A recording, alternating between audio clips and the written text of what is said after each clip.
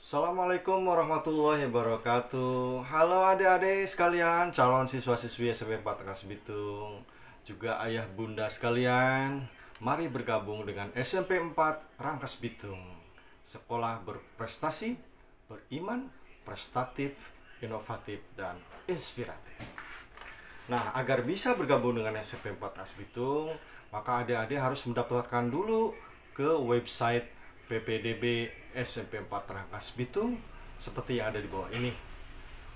Nah, website ini bisa diakses mulai hari ini. Tetapi adik-adik belum bisa mendaftar karena pendaftaran baru bisa dimulai pada tanggal 31 Mei. Nah, agar bisa diterima di SMP 4 Rangkas Bitung, maka adik-adik, ayah bunda harus tahu dulu petunjuk teknis penerimaan peserta didik baru tahun 2021. Kita mulai dari persyaratan ya. Baik. Persyaratan siswa kelas 7 SMP itu ada dua.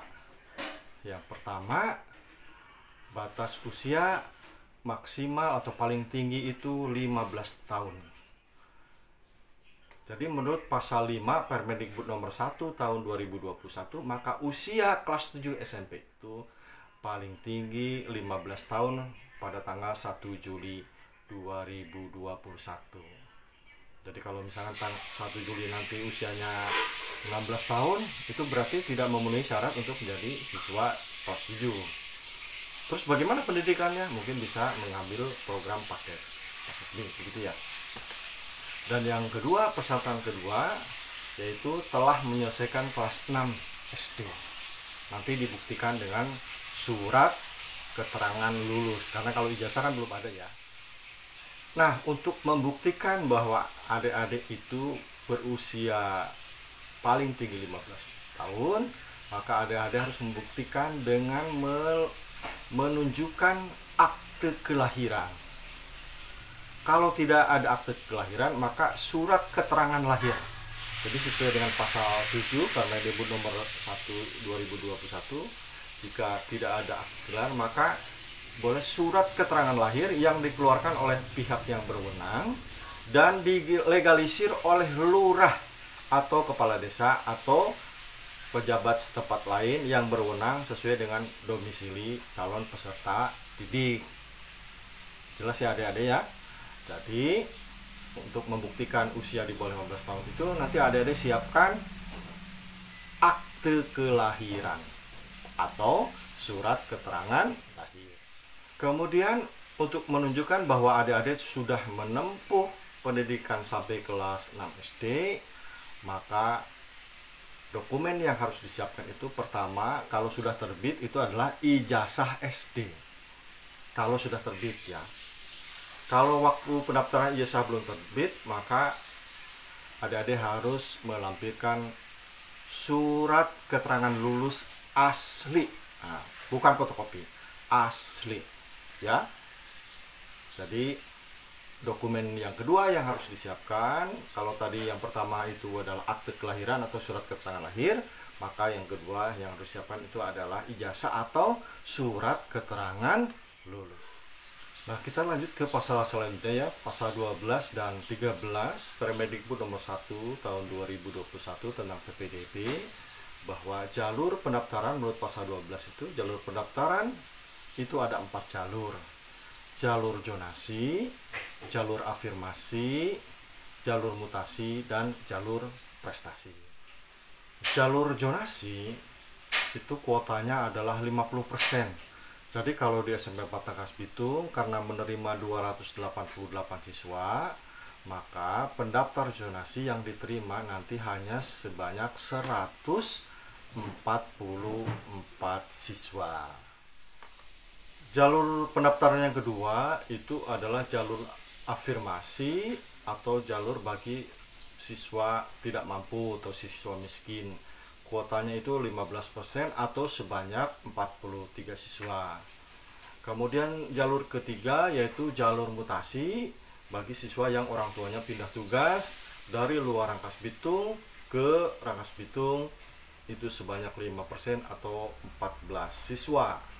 Dan yang terakhir yaitu jalur prestasi bagi anak-anak yang berprestasi, baik di prestasi rapot atau prestasi lainnya, itu sebanyak 30% atau sekitar 84 siswa. Kita lanjut ke pasal 17.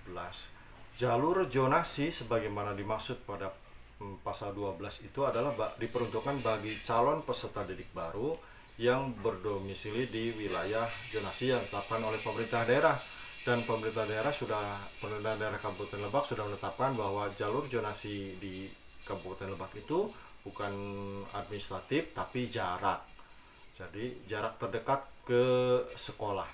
Nah, domisili peserta di jalur zonasi ini dibuktikan dengan kartu keluarga yang terbit 1 tahun sebelum tanggal pendaftaran PPDB. Tapi manakala kartu keluarga itu hilang akibat 2 sebab, bencana alam atau bencana sosial, maka kartu keluarga itu bisa diganti dengan surat keterangan domisili yang dibuat oleh RT atau RW dan disahkan oleh kepala desa. Surat keterangan domisili ini menjelaskan bahwa siswa yang bersangkutan sudah tinggal di tempat itu 1 tahun sebelum tanggal pendaftaran. Apabila surat keterangan domisili atau akte menunjukkan bahwa siswa tersebut tinggal di situ kurang dari 1 tahun, maka tidak memenuhi persyaratan. Nah, setiap peserta didik hanya boleh memilih 1 jalur saja. Jadi ketika mendaftar ke SMP 4 Trans Bitung, mau pilih jalur apa? Jalur zonasi, afirmasi, mutasi, atau prestasi. Dan adik-adik hanya bisa mendaftarkan di 1 sekolah ya. Jadi kalau sudah daftar ke SMP 4 Trans Bitung, nggak bisa daftar ke sekolah lain, misalnya SMP 1, SMP 2, SMP 3, atau SMP lain. Itu ya. Kalau nanti ketahuan double, maka nanti akan diberikan tawaran mau sekolah mana yang dipilih, gitu ya. Baik, kita lanjut ke pasal 21. Pasal 21 ini membahas tentang pendaftaran jalur afirmasi. Nah, jalur afirmasi ini diperuntukkan bagi siswa yang pertama berasal dari keluarga tidak mampu, dan yang kedua adalah penyandang disabilitas. Jadi kalau misalnya adik-adik berasal dari keluarga mampu, kemudian sehat normal, jangan menggunakan jalur ini, begitu ya. Nah, jalur afirmasi ini ketika jumlah pendaftarnya melebihi dari kuota, dari lebih dari 43, maka akhirnya seleksinya tetap akan kembali melalui zonasi. Jadi melalui jarak terdekat di antara pendaftar itu, begitu ya. Nah, bagi peserta didik yang mendaftarkan di jalur afirmasi itu wajib menyertakan persyaratannya.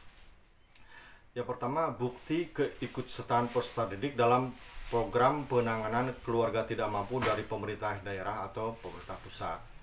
Jadi bukti bahwa orang tuanya itu ikut dalam program penanganan keluarga tidak mampu. Yang kedua, surat pernyataan dari orang tua wali yang menyatakan bersedia diproses hukum jika terbukti memasukkan bukti keikutsertaan dalam program penanganan keluarga tidak mampu. Jadi yang masuk ke afirmasi itu ada surat pernyataan siap diajukan diproses hukum begitu ketika memasukkan dokumen. Itu perbedaan jalur afirmasi dengan yang lainnya ya.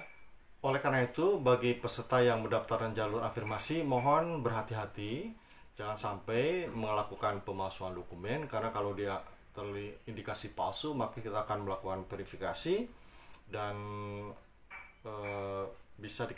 pemalsuan itu bisa dikenai sanksi sesuai dengan undang-undang yang berlaku. Masuk ke pasal 23 tentang pendaftaran melalui jalur mutasi. Nah, perpindahan tugas orang tua murid sebagaimana dimaksud pasal 12 ayat 2 huruf C itu dibuktikan dengan surat penugasan dari berikut ini, misalnya dari instansi, dari lembaga, dari kantor, atau perusahaan yang mempekerjakan. Jadi ini tidak hanya untuk pegawai negeri ya, pegawai swasta, misalkan asalnya bekerja di FIF Serang, ditugaskan dipindahkan ke Rangkas, boleh menggunakan jalur mutasi ini dengan menunjukkan surat tadi. Nah, kalau misalkan dari kuota yang ditentukan sebanyak 14 orang itu ternyata pendaftarnya lebih dari 14, maka kita seleksi dari tempat tinggal mana yang lebih dekat, begitu ya. Nah, sekarang kita lanjut ke pasal 24 tentang pendaftaran melalui jalur prestasi. Nah, PPDB jalur prestasi ini ditentukan berdasarkan pertama rapor yang dilampirkan dengan surat keterangan peringkat nilai rapor. Sekali lagi, surat keterangan peringkat nilai rapor peserta didik dari sekolah asal, dari SD-nya. Kemudian yang kedua, prestasi di bidang akademik dan non-akademik. Rapor yang dimaksud itu adalah menggunakan nilai rapor 5 semester terakhir. 5 semester terakhir itu berarti kelas 4, kelas 5, kelas 6. 5 semester terakhir ya. Kelas 4 semester kedua, kelas 5 1-2 dan kelas 6 1-2 itu. Sedangkan untuk bukti prestasi di akademik dan non-akademik itu diterbitkan paling singkat 6 bulan dan paling lama 3 tahun. Jadi prestasi yang dinilai diakui itu adalah paling singkat 6 bulan sebelum pendaftaran dan paling lama 3 tahun sebelum pendaftaran. Jadi kalau misalnya sekarang Juni ya, putra-putri Bapak Ibu ada prestasi di bulan April, maka itu tidak diperhitungkan. Ya. Karena yang diperhitungkan adalah 6 bulan sebelumnya. Kemudian ini yang harus hati-hati, pemalsuan bukti atas prestasi itu dikenai sanksi dengan ketentuan perundang-undangan. Nah, dalam pelaksanaan PPDB ini tidak ada tes ya. Sekali lagi untuk SMP 4 Rangkas Bitung tidak ada tes. Kita lanjut ke pasal berikutnya tentang tahapan pendaftaran, tahapan PPDB. Nah, Bapak Ibu diingat ya. Yang pertama, tahapan pengumuman pendaftaran kepada masyarakat itu dimulai hari ini 24 Mei sampai dengan 30 Mei 2021. Pengumuman pendaftaran itu disampaikan oleh SMP 4 Rangkas Bitung melalui spanduk, melalui flyer, melalui pamflet, kemudian melalui channel YouTube, melalui TikTok dan FB dan lain-lain. Ini semua dilakukan supaya masyarakat mengetahui informasi yang diperlukan. Sekali lagi, tahapan yang pertama itu adalah pengumuman pendaftaran tanggal 24 sampai 30 Mei. Nah, kemudian pendaftaran online baru bisa dilakukan pada tanggal 31 Mei. Bapak Ibu bisa ngecek ya, buka website yang ini yang di bawah yang tadi saya sebutkan itu. Kemudian link webnya bisa dibuka, tapi pendaftarannya belum bisa dibuka karena baru dibuka pada tanggal 31 Mei. Pendaftaran online di SMP 4 Rangkas Bitung itu 31 Mei sampai 24 Juni. Ingat ya, catat ya. Jangan sampai tertinggal. 31 Mei sampai 24 Juni. Kemudian bagi pendaftar yang sudah memenuhi syarat secara online, nanti akan dipanggil untuk melengkapi berkas pendaftaran. Bukan diterima, melengkapi berkas pendaftaran. Nah, untuk melihat keasliannya, keabsahannya, tidak ada pemalsuannya, Bapak dan Ibu nanti akan dipanggil secara bertahap untuk memberikan persyaratan pada tanggal 28 Juni sampai 1 Juli.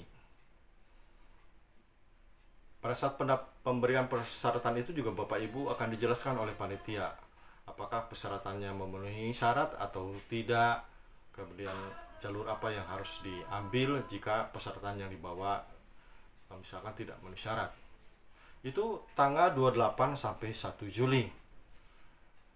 Kemudian setelah data itu kami terima, kita teliti, baru diumumkan penerimanya itu tanggal 7 Juli 2021. Jadi ingat ya, pengumuman diterima atau tidaknya tanggal 7 Juli 2021.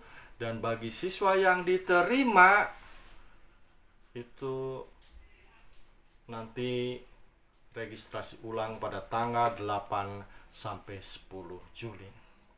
Apakah pengumumannya secara daring atau luring, online atau tatap muka? Pengumumannya itu bisa dilihat di website SMP 4 Rangkas Bitung. Dan demikian juga kami nanti menyiapkan di majalah dinding itu data luring untuk siapa saja yang diterima di SMP 4 Rangkas Bitung. Kita lanjutkan ke pasal 31 tentang seleksi. Kita mulai dari seleksi jalur zonasi. Nah, seleksi jalur zonasi itu dilakukan dengan memprioritaskan jarak tempat tinggal terdekat ke sekolah. Jadi untuk seleksi jalur zonasi ini di ranking yang paling dekat sampai ke yang terjauh. Manakala jika ternyata ada jarak rumah peserta didik itu sama jaraknya, maka seleksi berikutnya untuk pemenuhan kuota itu dilakukan berdasarkan usia. Jadi kalau misalkan rumahnya di Beten Mutiara Lebak, dua-duanya jaraknya sama, kemudian maka diseleksi mana yang lebih tua. Yang lebih tua lah yang berhak diterima. Jadi demikian Juknis PPDB SMP 4 Rangkas Bitung. Nanti mungkin lusa saya berikan video tutorial bagaimana cara mendaftarkan putra-putri Bapak secara daring gitu ya. Tapi untuk persiapan Bapak Ibu bisa sekali lagi ya, ini buka website ini, walaupun belum bisa daftar tapi webnya bisa kebuka website ini. Kemudian Bapak Ibu silahkan pikirkan jalur apa yang akan diambil oleh Bapak dan Ibu. Mudah-mudahan Juknis PPDB ini bisa semakin membuka wawasan Bapak dan Ibu dalam mendaftarkan putra-putri ibunya. Tidak hanya di SMP 4 Rangkas Bitung, tapi juga di sekolah-sekolah lain yang dekat dengan rumah Bapak dan Ibu. Terima kasih. Kalau ada pertanyaan silahkan di kolom komentar, insya Allah saya jawab. Assalamualaikum warahmatullahi wabarakatuh.